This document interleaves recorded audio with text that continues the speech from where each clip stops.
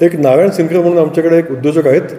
त्यांची बालाजी इंडस्ट्रीज म्हणून बिरसिंगपूरला त्यांचं एक तेलाचं मॅन्युफॅक्चरिंग युनिट आहे.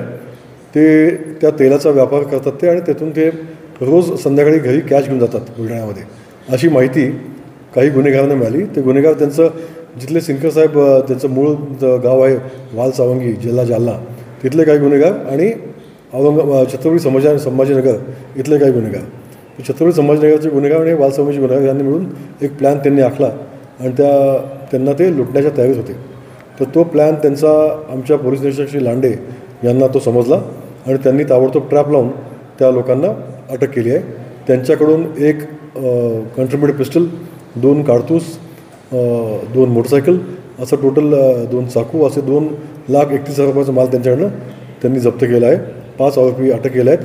आणि एक मोठी घटना बुलढाण्यामधली ही आम्हाला एक मोठ्या घटनेला जी घडली असती, मोठा गुन्हा घडला असता, तो गुन्ह्याला त्यांनी प्रतिबंध केला आहे. त्यामुळे मी पोलीस निरीक्षक श्री लांडे आणि त्यांच्या टीमचे कौतुक करतो, अभिनंदन करतो.